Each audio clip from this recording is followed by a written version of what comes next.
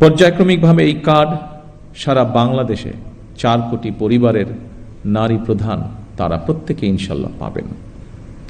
আগামী 14ই এপ্রিল তথা 1 বৈশাখ থেকে আমরা ইনশাল্লাহ ফার্মার্স কার্ড বা কৃষক কার্ডের পাইলট প্রজেক্ট চালু করব।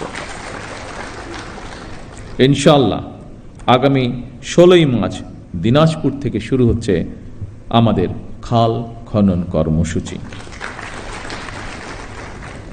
আবারও আল্লাহর কাছে শুকরিয়া, আলহামদুলিল্লাহ, আজ থেকে খতিব, ইমাম, মুয়াজ্জিম এবং অন্য ধর্মের ধর্মীয় গুরুদের জন্য আর্থিক সহায়তা বা সম্মানী কর্মসূচির পাইলট প্রজেক্ট চালু হলো।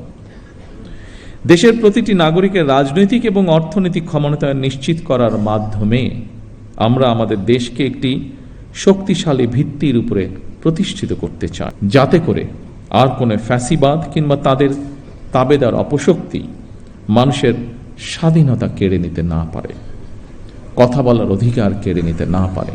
আজ এই মঞ্চ থেকেও এরকম একটি কথা বলা হয়েছে যে যারা ধর্মীয় গুরু আপনারা আছেন প্রত্যেকটি ধর্মের, তারা স্বাধীনভাবে যাতে কথা বলতে পারেন সেই বিষয়ে আলোকপাত হয়েছে আজকে এখানে। আমি সবসময় বিভিন্ন সময় আমার বক্তব্যে একটি কথা বলার চেষ্টা করেছি। আমি একজন রাজনৈতিক কর্মী হিসেবে দৃঢ়ভাবে বিশ্বাস করি যে দেশের নাগরিকদেরকে যদি দুর্বল করে রাখা হয় তাহলে রাষ্ট্র কখনোই শক্তিশালী হতে পারে না।